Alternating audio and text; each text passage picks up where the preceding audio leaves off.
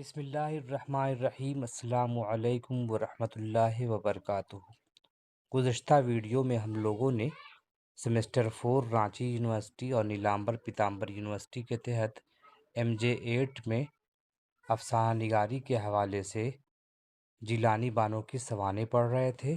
آج انشاءاللہ نصاب میں شامل جو ان کا افسانہ ہے راستہ بند ہے اس پر بات کریں گے، ساتھ ہی جیلانی بانو کی فکشن نگاری یا افسانوی طرز ادا پر بات کریں گے۔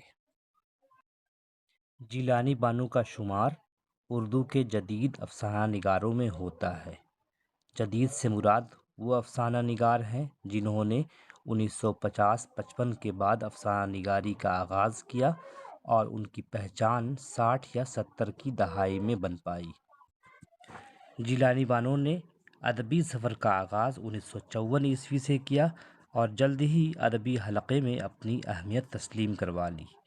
اس پہ شک نہیں کہ وہ عہد فکری اور فنی اعتبار سے اردو فکشن کا عہد زریں رہا ہے۔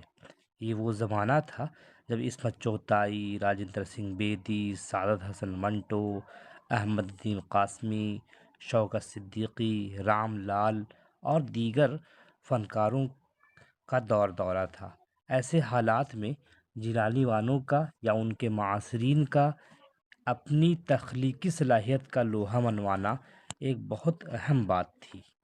پھر بھی انہوں نے یا ان جیسے دوسرے جدید فنکاروں نے اپنی صلاحیت کا لوہا منوایا۔ جیلانی بانو کو بچپن سے ہی شاعری اور مصوری کا شوق تھا، لیکن رفتہ رفتہ افسانہ نگاری کی طرف وہ مائل ہو گئی اور یہ شوق انہیں ورثے میں ملا تھا۔ چونکہ ان کے والد علامہ حیرت بدایونی اردو اور فارسی کے بڑے عالم اور شاعر تھے، انہیں بچوں کی تربیت سے خاص لگاؤ تھا اور یہ انہی کی محنت کا ثمرہ ہے کہ انہوں نے جو تربیت کی اپنے بچے کی وہ ہم جیلانی بانو کی صورت میں دیکھتے ہیں۔ یوں تو جیلانی بانو کا آبائی وطن بدایوں ہے، لیکن انہوں نے حیدرآبادی کلچر کی عکاسی اپنے افسانوں میں بہتر طریقے سے کی ہے۔ حیدرآبادی تہذیب کی عکاسی کرنے والے فنکاروں میں جن ناموں کو لیا جاتا ہے ان میں عوض سعید ہیں، عاتق شاہ ہیں یا پھر اقبال متین، بیگ احساس، مظہر الزماں خاں وغیرہ کے نام لیے جاتے ہیں۔ حیدرآبادی تہذیب کی عکاسی کرنے والے فنکاروں میں ایک اہم نام واجدہ تبسم کا ہے۔ واجدہ تبسم نے بھی وہاں کی تہذیب یا مٹتی ہوئی تہذیب کا جو نوحہ کھینچا ہے اپنے افسانوں میں وہ قابل دید ہے۔ حیدرآباد کو ہم تہذیب کے حوالے سے جانتے ہیں، جاگیردارانہ نظام کے حوالے سے جانتے ہیں، لیکن یہ بھی حقیقت ہے کہ آزادی کے بعد ہندوستان میں جو جاگیردارانہ نظام تھا اس کا خاتمہ ہونے لگا تھا اور لکھنؤ ہو، دہلی ہو یا حیدرآباد ہو، ہر جگہ کی تہذیب مٹ رہی تھی، نئی تہذیبیں پروان چڑھ رہی تھی۔ ایسے حالات میں انہوں نے دو تہذیبوں کے تصادم کا دور دیکھا اور جیلانی بانو نے اپنے افسانوں میں اس کو اچھی طرح سے برتا ہے۔ جیلانی بانو نے افسانوں سے زیادہ ناول اور ناولٹ لکھے ہیں۔ افسانوی مجموعے کی تعداد 1 درجن سے زائد ہے، البتہ ناول اور ناولٹ کی مجموعی تعداد بھی 6-7-8 سے کم نہیں ہے۔ ان کے ادبی مطالعے سے اس بات کا اندازہ ہوتا ہے کہ زمانے کی بے حسی، بے مروتی، انتشار، بدلتے ہوئے حالات اور نئے نئے مسائل سے جوجھنے والی انسانی زندگیوں نے ان کے حساس ذہن کو اس قدر متاثر کیا کہ وہ افسانے اور ناول لکھنے پر آمادہ ہو گئیں اور اس پر چاند بھی لگائے۔ ناول کی بات کریں تو ایوان غزل ان کا مشہور ناول ہے اور اسی طرح افسانوں کی بات کریں تو کئی افسانے ان کے اہم ہیں۔ کن ہے، راستہ بند ہے، موم کی مریم ہے، جنت کی تلاش ہے، بات پھولوں کی ہے، پرایا گھر ہے، اسکوٹر والا یا پھر اور دوسرے افسانے جو ان کے ایک افسانہ بہت اہم ہے نروان، جو ہمارے نصاب میں جیلانی بانو کا جو افسانہ شامل ہے اس کا نام ہے راستہ بند ہے۔ اس افسانے کو پڑھتے ہوئے ہمیں کرش چندر کے افسانہ مہالکشمی کا پل کی یاد آتی ہے۔ وہ افسانہ ترقی پسند نظریے کے تحت لکھا گیا تھا، جس میں پہلے افسانہ نگار بتاتا ہے کہ پل پر کتنی طرح کی ساڑیاں لٹک رہی ہیں اور ہر ساڑی کی خوبی بیان کرتا ہے کہ کون کس طرح کی ہے اور اس کا پس منظر کیا ہے۔ اور ایک طرف لوگ انتظار کرتے ہیں کہ منسٹر صاحب آئیں گے، ان کے مسئلے سنیں گے اور ان کی غریبی دور کر دیں گے۔ وہی معاملہ افسانہ راستہ بند میں ہے۔ اس افسانے میں راستہ بند کر دیا جاتا ہے، لوگوں کا ہجوم ہے، امتحان دینے والے بچے، ضرورت کے تحت کام پہ جانے والے لوگ اور ہر طرح کے لوگ سگنل کھلنے کا انتظار کر رہے ہیں۔ انہیں معلوم ہوتا ہے کہ راستہ بند کر دیا گیا ہے کیونکہ چیف منسٹر صاحب کا گزر یہاں سے ہوگا۔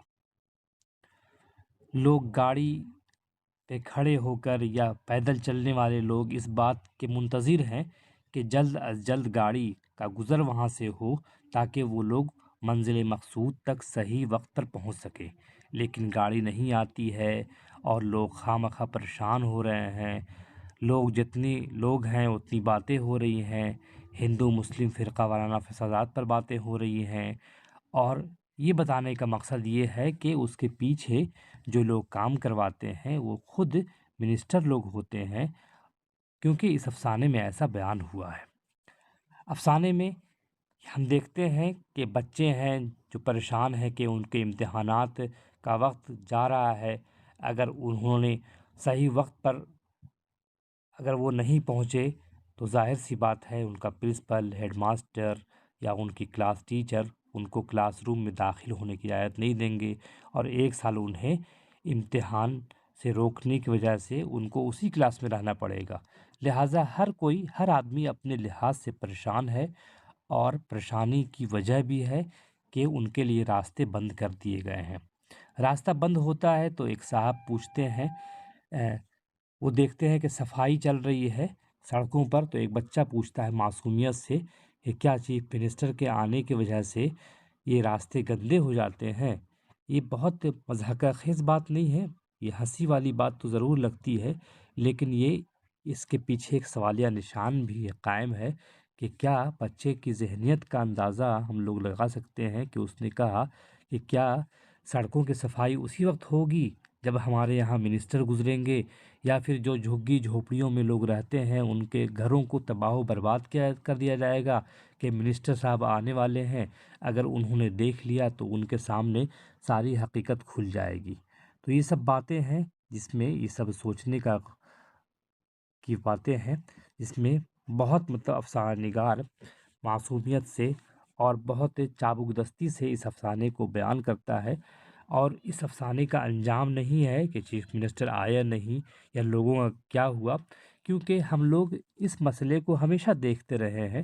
اس طرح کے واقعات آئے دن شہروں میں پیش آتے ہیں کہ کوئی بڑا آدمی گزرتا ہے تو اس کے لیے راستے بند کر دیے جاتے ہیں، بھلے ہی لوگوں کی جان نکل جائے، لوگ اپنے وقت پر نہ پہنچ سکیں۔ اسی مسئلے پر یہ کہانی لکھی گئی ہے، اور یہ کہانی ایک طرح سے غربت کے حوالے سے ہے، اس کے علاوہ ہندو مسلم فساد کے حوالے سے ہے، کیونکہ آخری جملہ کہتا ہے، آپ سب کی وپتا سن کر مجھے بہت دکھ ہوا، اب میں اعلان کرتا ہوں کہ جو ہندو ہیں انہیں آگ میں جھونک دو، جو مسلمان ہیں انہیں خاک میں ملا دو، جے ہند۔ تو یہی کہانی ہے، آپ کو اسی کہانی کا لکھنا ہے، پس منظر بیان کرتے ہوئے اس کی تاریخ لکھنی ہے اور اس کا بیک گراؤنڈ لکھنا ہے۔ پھر ہم ملیں گے اگلے موضوع میں حیات اللہ انصاری صاحب کے ساتھ، تب تک کے لیے اجازت دی۔